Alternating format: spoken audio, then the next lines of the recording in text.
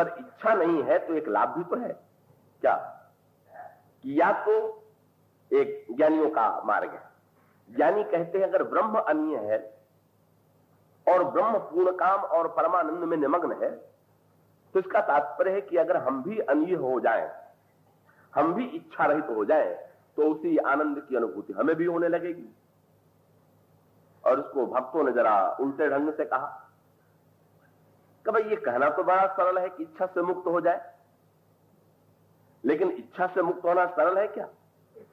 तो भक्त कहता है कि किसी प्रकार से अगर अपनी इच्छा को भगवान में बैठा दे तो करें तो वो और फल हमको मिले, क्योंकि उन्हें तो कुछ चाहिए नहीं। और किसी प्रकार से अगर उनमें इच्छा उत्पन्न की जा सके तो उसका लाभ हम ही को तो प्राप्त होगा। इसलिए जहां पर ज्ञानी स्वयं अनीह बनने का प्रयास करता है, इच्छा से ऊपर उठने का प्रयास करता है, वहां भक्त भगवान में इच्छा की सृष्टि का प्रयास करता है कि भगवान में ही किसी प्रकार से कामना का जन्म हो, भगवान में ही किसी प्रकार से कर्म का जन्म हो। और उसका परिणाम क्या है? ये जो भक्त, एक बड़ा सुंदर वाक्य आता है रामचरितमानस में, ईश्वर स्वभाव से विरागी, और उस विरागी ईश्वर में हमें राग की सृष्टि करना है, क्योंकि राग से ही प्रेरणा व्यक्ति को प्राप्त होती है। इसलिए भगवान शंकर देवताओं से कहते हैं अब जग मैं सब रहित विरागी, है तो वो सर्वत्र, पर सर्वत्र होते हुए भी विरागी। अब हम क्या करें कि प्रेम से प्रभु प्रगटे जिमी आगे, अपना प्रेम उसके हृदय में ऐसा बैठा दो कि वो जो ईश्वर है कि वो स्वयं विरागी से रागी बन जाए। और तब एक बहुत बढ़िया बात होती है ना, जब भक्त अपनी इच्छा भगवान में बैठा देता है तो वो तो हो जाता है इच्छा रहित और भगवान हो जाते हैं इच्छा वाले। इसलिए तो भक्तों की लीला का क्रम अनोखा। तो भगवान में प्रेरणा कौन उत्पन्न करे? जैसे एक बड़ा सुंदर सांकेतिक दृष्टांत रामचरितमानस में दिया गया है लक्ष्मण जी के ही संदर्भ में। जनकपुर में भगवान श्री राम महर्षि विश्वामित्र के साथ आए हुए, पर वहां पर भी स्वतः आने की इच्छा नहीं। हर जगह देखेंगे विश्वामित्र के आश्रम में आते हैं पर अपनी इच्छा से नहीं आते, अवतार लेते हैं तो अपनी इच्छा से नहीं लेते। हर प्रसंग में आप देखेंगे कि इच्छा करने वाला कोई ना कोई दूसरा है। मन के हृदय में यह आकांक्षा उत्पन्न होती है कि मैं राम को, ईश्वर को पुत्र के रूप में प्राप्त करूं, और उस इच्छा का परिणाम होता है कि वे तपस्या के द्वारा प्रभु से प्रार्थना करते हैं कि वो आप कृपा करके पुत्र रूप में मेरे घर में जन्म लीजिए। अथवा देवताओं के मन में इच्छा उत्पन्न होती है कि प्रभु अवतार लें, और वे प्रार्थना करते हैं ब्रह्मा के माध्यम से, और तब ईश्वर आश्वासन देता है कि हम अवतार लेंगे। और उसके पश्चात भी फिर उसके बाद महाराज श्री दशरथ, फिर संकेत आता है ना, मनु के रूप में तपस्या करने के बाद भी जब महाराज श्री दशरथ ने जन्म ले लिया, महाराज श्री दशरथ राज्य करते रहे, तो युवावस्था में श्री राम उन्हें प्राप्त नहीं हुए। जब वृद्ध हो गए और वृद्ध होने के पश्चात व्याकुलता हो गई कि मैं इस अवस्था तक मुझे पुत्र की प्राप्ति नहीं हुई, तब कहीं जाकर के उस व्याकुलता के बाद वे गुरु वशिष्ठ का आश्रय लेते हैं, तब पुत्रेष्ठ यज्ञ संपन्न होता है और तब ईश्वर का अवतार होता है। तो ईश्वर की प्रत्येक लीला के पीछे किसी न किसी भक्त की, किसी न किसी महापुरुष की आकांक्षा और कामना जो है वो जुड़ी हुई। पर ये जितने भक्त हैं वो तो एक एक लीला में प्रेरणा देते हैं, पर शाश्वत प्रेरक कौन है? तो प्रभु के ये जो जितने लोग हैं ये शाश्वत प्रेरक नहीं, ब्रह्मा भगवान के शाश्वत प्रेरक नहीं, का मनु ईश्वर के शाश्वत प्रेरक नहीं हो सकते हैं, विश्वामित्र सर्वदा के लिए प्रेरक नहीं हो सकते हैं। उनके शाश्वत प्रेरक के रूप में भी कोई दिखाई देता है तो एकमात्र लक्ष्मण है और कोई अन्य पात्र नहीं। और यही निहित संकेत मिलता है कि विश्वामित्र ने कहा जनकपुर चलिए, तो चल पड़े, वहां आ गए। पर बड़ी विचित्र बात, नगर में पहुंच गए। आप किसी नए नगर में जाते हैं तो इच्छा होती है कि जरा नगर घूमा में, नगर देखा में, पर भगवान राम तो अद्भुत का उनके मन में किसी नगर को देखने की इच्छा उत्पन्न स्वतः नहीं होती। एक इतना बड़ा आश्चर्य शायद इतिहास में इतना बड़ा आश्चर्य नहीं हुआ होगा। देखा जाता है कि जब कोई विजेता किसी राष्ट्र को जीतता है तो विजयी वहां पर बड़े गर्व से उस नगर में प्रवेश करता है और वो दिखाता है कि मैं विजेता के रूप में इस पराजित राज्य में या पराजित राष्ट्र में प्रवेश कर रहा हूं। पर ये तो भगवान राम के चरित्र में ही आपको मिलेगा कि लंका जैसे राष्ट्र को परास्त करने के बाद जिस लंका की समृद्धि को, जिस लंका के वैभव को, जिस लंका की रचना को देख करके मुनियों के अंतःकरण में भी मोह उत्पन्न हो जाए, जिसको देखने की आकांक्षा बड़े से बड़े व्यक्ति के मन में उत्पन्न हो जाए, उस लंका पर विजय प्राप्त करने के बाद भगवान राम ने लंका में पग भी नहीं रखा, एक बार नगर भी नहीं देखा और बिना देखे अयोध्या लौट आए। विश्व के इतिहास में भगवान राम को छोड़ करके किसी दूसरे विजेता ने कभी ऐसा नहीं किया होगा। इसका अभिप्राय क्या? कोई स्वर्ण, कोई वैभव, कोई वस्तु उन्हें अपनी ओर आकृष्ट थोड़ी करती कि इसे देख ले। वो तो आकांक्षा, देखने की आकांक्षा किसके मन में उत्पन्न होती है। अब गोस्वामी जी की शैली इतनी सुंदर है कि उसको आप इतिहास के पक्ष में लीजिए, दर्शन के पक्ष में लीजिए, भावना के पक्ष में लीजिए, उसमें पूर्णता है। गोस्वामी जी कहते हैं भगवान राम तो विश्वामित्र जी के पास बैठे हैं, तो बैठे हुए। अभी इच्छा किसमें उत्पन्न होती है? तो गोस्वामी जी लिखते कि लखन हृदय लालसा विषेक, लालसा उत्पन्न होती है श्री लक्ष्मण जी के हृदय में। यही जीवों के परमाचार्य हैं जो अपनी आकांक्षा, पहले इनके अंतःकरण में आकांक्षा उत्पन्न होती है। लखन हृदय लालसा विषेखी, क्या जाई जनकपुर आई देखी। लक्ष्मण जी के हृदय में ये विशेष लालसा उत्पन्न होती है कि जरा जनकपुर जाकर के तो देखा मैं। लेकिन एक अंतर है, लालसा तो हमारे आप में भी होती है, नगर देखने की इच्छा तो प्रत्येक व्यक्ति में होती है, और लक्ष्मण जी के हृदय में भी लालसा उत्पन्न हुई। तो फिर हमें और लक्ष्मण जी के चरित्र में अंतर कहां? अंतर यह है कि जब हमारे हृदय में लालसा उत्पन्न होती है तो उस लालसा की पूर्ति के लिए हम मनमाना प्रयास करते हैं, औचित्य और औचित्य का बिना विचार की चेष्टा करते हैं, और ये चाहते हैं कि उस लालसा की पूर्ति कैसे हो। पर लक्ष्मण जी में जब लालसा उत्पन्न हुई तो उसके साथ साथ गोस्वामी जी जो पंक्ति लिखते हैं वो बड़ी सार्थक पंक्ति है। लखन हृदय लालसा विषेखी, जाई जनकपुर आइए देखी, लेकिन प्रभु भय बहुरी मुनि ही सकुचाही, प्रगटे न कहीं मन ही मुस्काई। श्री लक्ष्मण जी को लगता है कि प्रभु से कैसे कहें, जिनकी दृष्टि से सारा संसार डरता है, वे लक्ष्मण अगर किसी से डरते हैं तो प्रभु से डरते हैं। तो इसका अभिप्राय क्या? निर्भय होने का एकमात्र उपाय संसार में श्री लक्ष्मण से बढ़ करके कोई निर्भय नहीं। और ये लक्ष्मण जी की जो निर्भयता है, कौशी ने परशुराम जी को पराजित किया। गोस्वामी जी ने यही प्रश्न गोस्वामी जी से किसी ने पूछा कि परशुराम ने बड़े बड़े योद्धाओं को हरा दिया, पर बिना युद्ध के वे हार गए, ये समझ में नहीं आता। लड़कर के हारते तो भी समझ नहीं आ सकता था, लेकिन परशुराम जी बिना लड़े ही हार स्वीकार कर लेते हैं, इसका क्या रहस्य है? तो गोस्वामी जी ने कहा इसका रहस्य लक्ष्मण जी है। क्या? भगवान राम ने नहीं हरा दिया, लक्ष्मण ने हरा दिया। क्यों? कल लक्ष्मण जी से परशुराम से जब वार्तालाप हुआ तो उस वार्तालाप में ही परशुराम का सारा बल समाप्त हो गया। कैसे समाप्त हो गया? वहां पर गोस्वामी जी पंक्ति लिखते हैं, भृगुपति सुनि सुनि निर्भय बानी और इस तन जरई होई बलहानी। लक्ष्मण जी की जितनी निर्भय वाणी सुनते हैं त्यों त्यों उनका हृदय भय। लक्ष्मण जी तो है निर्भय, और उनके मन में भीतर ही भीतर, ऊपर से परशुराम चाहे जितने बिगड़ रहे हो, पर बार बार मन में ये प्रश्न आता है कि ये लड़का इतना निर्भय अगर है तो कोई न कोई बात तो होगी। और परिणाम क्या होता है कि एक नए प्रकार के भय, नए प्रकार का अनुभव जो उन्हें संसार में कभी नहीं हुआ था। आज तक परशुराम के समक्ष प्रत्येक व्यक्ति भय से कांपता दिखाई देता था, पर गोस्वामी जी कहते हैं कि जिस समय परशुराम लक्ष्मण की निर्भयता भरी वाणी सुनते हैं, उस समय क्रोध के मारे उनका शरीर जल उठता है और स्वयं उनका बल नष्ट हो जाता है, पराजित हो जाते हैं। पर इस निर्भयता के पीछे अहंकार नहीं, निर्भयता के पीछे दो प्रकार की प्रवृत्ति होती है। एक डाकू में भी तो निर्भयता दिखाई देती है, कब बुरे व्यक्ति में भी तो निर्भयता दिखाई देती है, पर अहंकार के द्वारा प्रेरित जो निर्भयता है वो अवगुण है, वो गुण नहीं। कई लोग समझ लेते हैं कि अभय हो जाना बहुत बड़ा गुण है, पर अभय के पीछे प्रेरणा कौन है? प्रश्न तो ये है। अभय के पीछे अगर अहंकार की प्रेरणा है तो ऐसा व्यक्ति जो है अहंकारी होकर के जब अभय होगा तो बुरे पथ पर चलेगा। पर जिसके निर्भयता के पीछे ईश्वर का भय है, का उसी की निर्भयता सच्ची है और सार्थक। तो श्री लक्ष्मण की विशेषता क्या है कि सबसे अभय होते हुए भी अगर कभी किसी के प्रति उनके मन में भय है तो एकमात्र श्री राम का भय। परिणाम क्या हुआ? हम लोग तो भगवान के मंदिर में जाते हैं, भगवान के यहाँ प्रार्थना करने जाते हैं तो जोर जोर से अपनी इच्छा भगवान से प्रकट कर देते हैं। पर लक्ष्मण जी ने एक वाक्य भी भगवान राम की से नहीं कहा, केवल उनके होठों पर मुस्कुराहट आई। पर गोस्वामी जी ने कहा, बिना बोले भी लक्ष्मण की भाषा प्रभु ने सुन लिया। हम लोग रोज पुकारते हैं, शायद हम लोगों की भाषा समझ उसकी नहीं आती, और बिना बोले सुन लेते हैं जिनकी भाषा, वो लक्ष्मण जी हैं।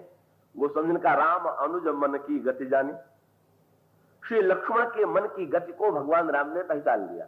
और तब जो शब्द है बड़े काम का है, बड़ा सार्थक है। और वो शब्द क्या है कि राम लखन मन की गति जानी तो भगत बछलता ही होलसानी। कल लक्ष्मण के मन की आकांक्षा को जानते ही भगवान राम की जो भक्त वत्सलता थी वो हुलस पड़ी। ये बड़ा सार्थक वाक्य है, आप इस पर थोड़ा विचार कीजिए। गाय में वात्सल्य, गाय में अपने बछड़े के प्रति प्रगाढ़तम प्रेम है, अनुराग है। पर गाय को आपने देखा होगा, गाय को आप सींग चलाते हुए भी तो देखते हैं, गाय को भागते हुए भी तो देखते हैं। गाय में केवल वात्सल्य ही तो नहीं, गाय में और भी अनेक वस्तुएं। अब होता क्या है कि गाय में दूध होते हुए भी हम दूध को जब पाना चाहते हैं तो किस पद्धति का आश्रय लेते हैं? हम जानते हैं कि गाय में हमारे प्रति प्रेम नहीं, अपने बछड़े के प्रति प्रेम। तो मनुष्य तो बड़ा स्वार्थी और बड़ा बुद्धिमान है, तो वो समझ गया गाय के स्वभाव को, और गाय के स्वभाव को समझ गया तो वो चतुराई ये करता है कि जब उसे दूध दूहना होता है तो स्वयं बाद में जाता है, पहले बछड़े को खोल करके उसको गाय के सामने भेज देता है। और जो ही गाय उस बछड़े पर दृष्टि डालती है कि त्यों ही उसके हृदय का वात्सल्य उमड़ पड़ता है, और उसके शरीर में रहने वाला जो दूध है उस तन में सिमट करके आ जाता है। बछड़ा पीने लगता है, गाय उसे प्यार से पिलाने लगती है, और जब बछड़ा पीने लगता है उसमें बुद्धिमान व्यक्ति जो है बछड़े को तो पकड़ लेता है और दूध दूह करके स्वयं अपना काम चलाता है। गोस्वामी जी वही दृष्टांत यहां पर देते हैं। ईश्वर गाय, पर ईश्वर में अनंत गुण होते हुए भी, ईश्वर में तो अनंत सामर्थ्य है, उसमें न्याय गुण भी है, उसमें कृपा गुण भी है, उसमें शौर्य गुण भी है। अब निश्चित रूप से ईश्वर के अगर वात्सल्य को प्रकट करना है तो कोई बछड़ा चाहिए, और वह बछड़ा कौन है? ये भक्त है। और भक्त भी कौन? लक्ष्मण जैसा। याद रखिएगा कि बछड़े को भी देख करके, किस बछड़े को देख करके गाय के स्तर में दूध आता है? जो केवल दूध पीता है। जब भूसा भूसा खाने लगता है तब फिर नहीं बात चलू बढ़ता है, यह ध्यान रखिएगा। और इसका अभिप्राय कि ईश्वर का भी वात्सल्य केवल उसी भक्त के प्रति उमड़ता है जो ईश्वर की कृपा का प्यासा है और किसी वस्तु का प्यासा नहीं। इसका अर्थ है कि जो दूध पी करके कुछ और दूध छोड़ करके कुछ और सेवन करने लगा। भगवान राम ने परशुराम जी से लक्ष्मण जी को ले दिया। हमने जब ये कहा कि महाराज इस बालक पर आप कृपा करके क्रोध न कीजिए, तो परशुराम को बड़ा बुरा लगा। तो परशुराम जी ने व्यंग्य में पूछा कि अच्छा ये कितने दिनों के बालक हैं? कै दिनों का बालक है ये? तो भगवान राम क्या कहते हैं? नाथ करिय बालक पर छोहू, सूध दूध मुख करिय न को। ये तो बिल्कुल दुधमुहा बालक है।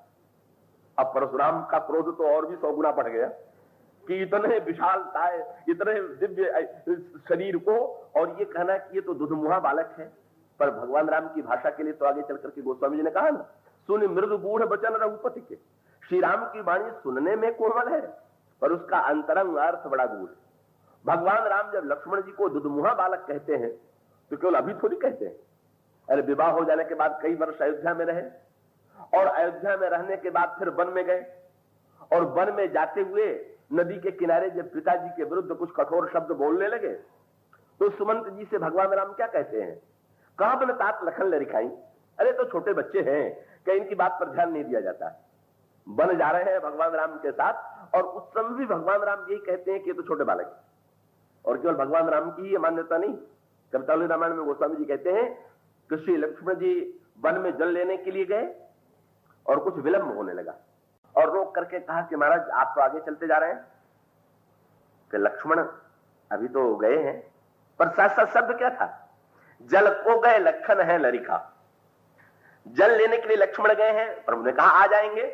उन्होंने कहा नहीं, वो इतने बड़े थोड़ी हैं कि स्वयं आ जाएंगे, वो तो नन्हे बालक, को उनके लिए तो आपको ही रुक करके उनकी प्रतीक्षा करनी चाहिए। जो बड़े बालक होते हैं वे मार्ग चुनने में स्वतंत्र होते हैं, पर नन्हा बालक स्वयं थोड़ी मार्ग ढूंढ सकता है अपने लिए। इसलिए जल को गए लखन है लरिका, परिखो प्रिय बाट घरी कहो ठाड़ी। आप कृपा करके थोड़ी देर के लिए वृक्ष के नीचे विलंब करके जरा लक्ष्मण की प्रतीक्षा तो कर लीजिए। लक्ष्मण जी का परिचय जब दिया गया तब बालक के रूप में दिया गया, और भगवान राम ने कहा कि लक्ष्मण दुध मुहे बालक। और उसका तात्पर्य क्या है? किसी लक्ष्मण तो अपने पूरे जीवन में केवल दुध मुहे बालक ही रहे, और दुध मुहे बालक रहे इसका अर्थ क्या हुआ कि बछड़ा तो ज्यों-ज्यों बड़ा होता है नई नई वस्तुओं को खाने लगता है, और ज्यों-ज्यों नई नई वस्तुओं को खाने लगता है गाय और उसके बीच में दूरी उत्पन्न हो जाती है। पर नन्हा बछड़ा अपने मां के ऊपर इतना आश्रित है कि वो तो मां के दूध को छोड़ करके और कुछ जानता ही नहीं। इसी प्रकार से जिन लोगों के मन में हजार इच्छा है, अगर वे चाहे कि हमारी इच्छा भगवान में बैठ जाए, हम लोग सोचें कि बड़ा अच्छा उपाय निकला, भगवान सर्वशक्तिमान है और हम अपनी इच्छा बैठा दें, तो हम कहां से अपनी इच्छा बैठा देंगे? ये हजार इच्छा वालों की इच्छा जो है ईश्वर में नहीं बैठा करती है। ये तो श्री लक्ष्मण जी जैसा व्यक्ति कि जिसके अंतःकरण में जो इच्छा है उसका भी रहस्य दूसरा है, वो भी आगे चल करके प्रकट हुआ। और उस इच्छा के पीछे तो वो जो गोस्वामी ने शब्द कहा कि जब लक्ष्मण की इच्छा को प्रभु देखते हैं तो भगवान राम का जो वात्सल्य है वो उमड़ पड़ता है। और उसका परिणाम क्या होता है? वात्सल्य उमड़ पड़ता है, इसका अर्थ आगे चल करके उसकी व्याख्या विश्वामित्र के मुंह से आपको मिलेगी। ईश्वर गाय है, और जब कोई भक्त बछड़े के रूप में उसके निकट जाता है, और बछड़े की प्यास से जैसे वात्सल्य उमड़ता है, इसी प्रकार से भक्त की आकांक्षा को देख करके ईश्वर का वात्सल्य उमड़ पड़ता है। और तब अब बोलने का काम लक्ष्मण जी को नहीं करना। भगवान राम ने मुस्कुरा करके गुरुदेव की ओर देखा। विश्वामित्र जी ने कहा कुछ कहना चाहते हैं क्या? उन्होंने कहा कि हाँ महाराज, क्या नाथ लखनपुर देखने चाहिए। जब ये महात्माओं से भगवान बोलते हैं तो बड़े सावधानी से बोलते हैं, ये लोग बात तुरंत पकड़ लेते हैं ना। ये तो वेदांत की और ज्ञान की भाषा में सुनते हैं बात। भगवान राम ये कैसे कहें? वैसे तो अन्यत्र होता तो शायद कह देते कि मेरी इच्छा है, लेकिन बोले नाथ लखनपुर देखना चाहिए। महाराज लक्ष्मण नगर देखना चाहते हैं। डर गए ना कि अगर मैं कहूंगा कि मैं देखना चाहता हूं तो कहेंगे कि ब्रह्म में कब से इच्छा आई, अब स्वतंत्र इच्छा वाले हो गए क्या? इसलिए कहते कि नाथ लखनपुर देखना चाहिए। विश्वामित्र को हंसी आई। तो जिसमें इच्छा आती है वो कहता है कि इच्छा आवेगी दूसरे में, वो कहेगा दूसरा। यही तो नया परिवर्तन है। अभी तक क्या है, हम लोग बोलते हैं, ईश्वर चुप रहता है, और जब कोई भक्त भगवान के सामने आता है तो भक्त चुप हो जाता है और ईश्वर बोलने लग जाता है। अब भगवान स्वयं व्यग्र हो जाते हैं और कहते हैं है तो इनके मन में इच्छा, लेकिन प्रभु संकोच डर प्रकट न कहें। आपके संकोच और डर के मारे साफ नहीं कह रहे हैं। तो ठीक है, अगर लक्ष्मण के हृदय में इच्छा है तो जाकर के नगर देखा मैं। बोले नहीं महाराज, तब जो राउर आए सो मैं पाऊं, अगर आप मुझे आज्ञा दें तो इच्छा तुम में इनमें है और देखना जाना तुम चाहते हो, तो या तो ये कहो कि तुम दोनों में इच्छा है, या ये कहो कि लक्ष्मण में इच्छा है तो लक्ष्मण को जाने दीजिए। अगर लक्ष्मण में इच्छा है तो तुम क्यों जाना चाहते हो? बोले महाराज ये तो देखने जाना चाहते हैं ना, पर जो राउर आयस में पाऊं नगर दिखाई तुरंत ले जाऊं। एक दिखलाने वाला भी तो चाहिए, और वो दिखलाने का कार्य मैं करूंगा। एक नई बात आई, भक्त और भगवान परस्पर दृष्टि का परिवर्तन कर लेते हैं। क्या कि ज्ञानी जो है ज्ञान की दृष्टि से ईश्वर को संसार को देखता है, और ज्ञान की दृष्टि से संसार को देखना और बात। और भक्त भगवान से कहते हैं आइए कुछ देर के लिए हम दोनों अपनी आंखें बदल लें। आप हमारी दृष्टि से संसार को देखिए, आपकी दृष्टि से हम संसार को देखें। यही जनकपुर में आपको परिवर्तन मिलेगा। जब भगवान राम जनकपुर देखने के लिए गए तो गुरुदेव से कह करके गए कि मैं लक्ष्मण को नगर दिखलाऊंगा, पर भौतिक दृष्टि से अगर विचार करके देखें तो भगवान राम भी इस नगर में उतने ही नए हैं जितने लक्ष्मण जी। नगर दिखलाने वाला तो कोई पुराना व्यक्ति होना चाहिए जो पहले वहां से परिचित हो। दो अपरिचित व्यक्ति एक दूसरे को नगर दिखलाने ले जाए तो कैसा दिखला करके ले आवेंगे? पर आगे चल करके लिखा हुआ है भगवान राम जब गए तो भगवान राम क्या करते हैं? का राम दिखावही अनुजही रचना, कहीं मृदु मधुर मनोहर वचना। भगवान राम लक्ष्मण का हाथ पकड़ करके कहते हैं लक्ष्मण ये देखो ये देखो ये देखो। लेकिन एक ओर तो भगवान राम लक्ष्मण को दिखला रहे हैं, और दूसरी ओर गोस्वामी जी ने कहा जो बालक आए हुए हैं जनकपुर के, भगवान राम के आसपास एकत्र हो गए हैं, वे भगवान राम का हाथ पकड़ करके वे भी भगवान राम को नगर दिखलाते हैं। उसका अर्थ क्या कि आपकी दृष्टि से तो जीव ने देख लिया, पर आप भी तो जीव की दृष्टि से देखिए, और ठीक ही तो है। जब तक ईश्वर जीव की समस्या को जीव की दृष्टि से नहीं देखेगा, तब तक उसका समाधान कभी ठीक हो ही नहीं सकता। याद रखिएगा, या तो जीव ईश्वर की दृष्टि प्राप्त कर ले और परम शांत हो जाए, या ईश्वर जीव की समस्या को जीव की दृष्टि से देखे। कई बार ये हो जाता है, जब डॉक्टर केवल डॉक्टर की दृष्टि से रोगी को देखता है, तब रोगी के प्रति उसमें सहृदयता का उदय नहीं होता। उसको तो रोगी की पीड़ा की अनुभूति भी तो होनी चाहिए। कि जिसको केवल औषधि का ज्ञान है, वह व्यक्ति रोगी के प्रति सहृदय नहीं हो सकता है। सहृदय तो वो होगा कि जो रोगी की पीड़ा की संवेदना का अनुभव करे। और इसका अभिप्राय क्या है कि ईश्वर में जब संवेदना उदय हो, पीड़ा का उदय हो, दुख का उदय हो, तब न कहीं जाकर के जीव के दुख को समझेगा। इसलिए भक्त लोग ईश्वर में दुख की सृष्टि करते हैं। हनुमान जी लंका से गए तो क्या लेकर के गए? श्री किशोरी जी के आंखों का आंसू लेकर के गए, और श्री किशोरी जी के आंखों का आंसू ले जाकर के कहां बैठा दिया? भगवान राम की आंखों में बैठा दिया। सिन सुन सीता दुख प्रभु सुख ऐना, भरी आए जल राजीव नैना। ऐसा वर्णन किया श्री सीता जी के दुख का कि भगवान राम रोने लगे। हनुमान जी ने कहा काम बन गया। अब आनंद में जब दुख उत्पन्न हो गया, तभी कर्म करने की प्रेरणा उत्पन्न हो गई। और आंसू आने के बाद तुरंत भगवान राम ने सुग्रीव की ओर देखा। आंसू आता है तो व्यक्ति चाहता है दुख का कारण मिटे। भगवान राम ने तुरंत कहा अब विलंब के ही कारण कीजिए, तुरंत कपिल कहा आयुष दीजिए। अभी तक कोई जल्दी नहीं थी, पर हनुमान जी के द्वारा जो ही दुख की सृष्टि की गई, आंखों में आंसू आ गए। इसका अर्थ यह है केवल घटना ही नहीं है, इसमें भाव परिवर्तन भी है। भगवान राम कहते हैं गुरुदेव अगर आप आज्ञा दीजिए तो मैं लक्ष्मण को जरा नगर दिखला ले आऊं। पर विश्वामित्र जी ने बड़ी सुंदर बात की। विश्वामित्र जी ने कहा कि राम मैं तुम्हें सत्य बताता हूं, तुम लोग चाहे जिस भाषा का प्रयोग करो, तुम ये कहते हो कि लक्ष्मण नगर देखना चाहते हैं और तुम दिखलाना चाहते हो, पर मैं अच्छी तरह से जानता हूं कि नगर देखने की इच्छा लक्ष्मण जी के हृदय में क्या होगी। तब वस्तुतः इनके हृदय में जनकपुरवासियों को धन्य कराने की इच्छा। वहां पर शब्द क्या कहते हैं? जाई देखी आवहु नगर। जैसे बछड़े के द्वारा जब दूध प्राप्त होता है तो बछड़ा तो दूध कम पीता है और सामने वाला व्यक्ति अधिक दूध पा लेता है, इसी प्रकार से जब लक्ष्मण जी के मन में नगर देखने की इच्छा आई तो परिणाम क्या हुआ कि इसी बहाने लक्ष्मण भगवान राम को नगर में लेकर के गए। और जब भगवान राम को लेकर के गए तो उसका लाभ क्या हुआ कि सारे जनकपुरवासियों ने एक साथ भगवान राम को देख लिया। छोटे से लेकर के बड़े तक प्रत्येक ने भगवान राम का साक्षात्कार कर लिया। और इसका तात्पर्य यह हुआ, यही जो विश्वामित्र के वाक्य में दिखाई देता है। विश्वामित्र ने तुरंत हंस करके कहा जाई देखी आवहु नगर, सुख निधान दो भाई। क्या करहु सुफल सबके नैन, सुंदर बदन दिखा। वस्तुतः लक्ष्मण तो बेचारे जनकपुरवासियों के नेत्रों को सुफल करना चाहते हैं। ये व्यंग था विश्वामित्र जी का। क्या कि जनकपुरवासियों के कान तो सुफल हैं पर नेत्र सुफल नहीं। कान सुफल क्यों है? बोले निरंतर वेदांत श्रवण करते रहते हैं तो कान की सार्थकता तो हो गई, पर नेत्र तो व्यर्थ हो गए। क्योंकि जब वेदांत सुनते हैं तब ये सुनते हैं कि ये जितना नाम रूपात्मक विश्व है सब मिथ्या। तो मिथ्या है तो बेचारा नेत्र समझ लेता है कि हम बेकार हैं। जब रूप मिथ्या है तो हमारा उपयोग भी मिथ्या है। हंस करके विश्वामित्र जी ने कहा लगता है जनकपुर जो है अधूरा रह गया। क्या?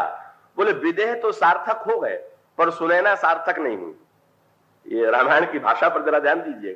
पति का नाम विदेह और पत्नी का नाम सुनैना, यही पति पत्नी थे। विदेह जी बड़े ज्ञानी, तो ज्ञानी विदेह के नगर में अगर लोगों ने वेदांत ज्ञान के द्वारा रूप के मिथ्यात्व को जान लिया तो विदेह की सार्थकता तो हो गई, पर पूर्णता तो विदेह और सुनैना जब मिल जाए तब है ना। ये विदेह है विचार और सुनैना है भावना। और इसका अभिप्राय यह है कि ज्ञान के द्वारा विचार को तृप्ति तो प्राप्त हो गई, पर भावना को बिना रूप के कहीं तृप्ति मिलेगी? निर्गुण निराकार के द्वारा विचार को संतोष प्राप्त हो सकता है, पर बिना ईश्वर के सगुण साकार हुए नेत्र कैसे धन्य होंगे? इसीलिए जब तुलसीदास जी से पूछा गया कि आप निर्गुण निराकारवादी हैं कि सगुण साकारवादी, तो तुलसीदास जी ने कहा मैंने तो दोनों को मान लिया और दोनों को दो जगह में बैठा लिया। कहां बैठा है आपने? कह लगे ही निर्गुण, हृदय में तो निर्गुण निराकार है, तो फिर सगुण साकार कहां रहता है? कहते ही निर्गुण नयननि सगुण। हृदय में निर्गुण निराकार और नेत्र में सगुण साकार। और उसका अर्थ यह है विदेह धन्य हो गए थे पर सुनैना शब्द की कोई सार्थकता जनकपुर में नहीं थी। इसीलिए गोस्वामी जी ने सुनैना जी का नाम तो सुनैना था ही। जिस समय जनकपुरवासिनी स्त्रियों ने भगवान राम को देखा और वो परस्पर श्री राम के सौंदर्य की प्रशंसा करने लगी, तो तुलसीदास जी ने जनकपुरवासिनी स्त्रियों का अलग अलग नाम नहीं बताया। कौन बोल रहा है, परस्पर बातचीत हो रही है, किससे हो रही है? दो स्त्रियां बात कर रही हो, दो देवियां बात कर रही हो, तो पर उनका नाम बतावेंगे? उन्होंने उनसे कहा। पर जनकपुर की स्त्रियां जब बात करती हैं तो गोस्वामी जी सबका एक ही नाम दे देते हैं। क्या? कोई कहां परस्पर कोकिल बैनी, ये विवाह बड़ लाभ सुनैनी। कोकिल बैनी और सुनैनी, बोले केवल अभी तक एक ही सुनैना थी, अब सब सुनैनी ही सुनैनी हो गई। और इसका अभिप्राय प्रत्येक की भावना की तृप्ति का साधन मिल गया, प्रत्येक की भावना की तृप्ति का माध्यम प्राप्त हो गया। प्रत्येक व्यक्ति को ऐसा लगने लगा कि नहीं नहीं, हम अपने नेत्रों को धन्य बना सकते हैं। इसलिए विश्वामित्र जी हंस करके कहते हैं, लक्ष्मण तो तुम्हें अपने नगर देखने के बहाने तुम्हारे सौंदर्य के द्वारा जनकपुरवासियों के नेत्रों को धन्य करना चाहते हैं। इसलिए मैं तो यही कहूंगा कि जाई देखी आओ नगर, सुख निधान दो भाई, करहु सुफल सबके नैन, सुंदर बदन दिखाए। और इसका अभिप्राय ये, यही लक्ष्मण जो है निरंतर प्रभु की प्रत्येक लीला में प्रेरक के रूप में प्रभु को प्रवृत्त करते हैं। चाहे वो धनुर्भंग हो, धनुष के प्रसंग में भी कल आपके सामने प्रसंग चल रहा था। भगवान राम तो बैठे हुए हैं, विश्वामित्र के कहने से उठे, पर विश्वामित्र क्यों नहीं बोल रहे हैं? लिखा हुआ है विश्वामित्र कब बोले? आगे चल करके जब भगवान राम और परशुराम से वार्तालाप हुआ तो परशुराम ने भगवान राम से कहा कि मुझे तो ऐसा लगता है कि धनुष को तोड़ करके तुमको बहुत बड़ा अहंकार हो गया। भगवान राम ने हंस करके कहा कि महाराज मैंने तोड़ा होता तब ना अहंकार होता, तो तुमने नहीं तोड़ा तो टूट कैसे गया? तो भगवान राम ने कहा कि महाराज हां, इतनी बात हो सकती है कि मैंने छुआ, तो छूने से इतना प्रसिद्ध धनुष टूट जाएगा? भगवान राम जो भाषा बोलते हैं वो शुद्ध दर्शन की भाषा है। भगवान राम का तात्पर्य है, निमित्त मैं हो सकता हूं, कर्ता मैं नहीं। कि ये दिखाई तो लोगों को दे रहा है कि धनुष तोड़ा गया इनके द्वारा, और प्रत्येक व्यक्ति शायद यही समझ रहा होगा कि मैंने धनुष तोड़ा है, पर ये तो लोक दृष्टि है, ये तो लोगों को प्रतीत होता है। पर जहां तक मेरी बात है, मैं अच्छी तरह से जानता हूं कि मैं तो ये देखने के लिए गया था कि धनुष कैसा है कि जिसको इतने लोग इतने देर से प्रयास कर रहे हैं और फिर भी इतना होने पर भी ये खिसक ही नहीं रहा है। महाराज मैं तो गया और जाने के बाद मेरे मन में आया कि जरा इसको छू के भी देख ले, और जो मैंने छुआ तो हुआ क्या? बोले छुअते हैं टूट पिनाक पुराना। शायद वो इतना पुराना हो चुका था कि मेरे छूते टूट गया। और इसके पीछे सत्य क्या है? भगवान राम का तात्पर्य और यही जीवन का सत्य है कि जब किसी वस्तु का निर्माण होता है तो निर्माण के साथ साथ उसके विनाश का काल भी निश्चित हो जाता है। और जिस वस्तु का जब विनाश होना है तब वो होकर के रहेगा, और जिस समय विनाश नहीं होना है उस समय बड़ी से बड़ी दुर्घटना हो जाए, व्यक्ति बच जाता है। और जब विनाश का समय आता है तो कहा जाता है कि एक पुष्प से भी व्यक्ति मर जाता है, चींटी से भी व्यक्ति मर जाता है, एक तिनके से भी व्यक्ति मर जाता है। और इसका अभिप्राय क्या है?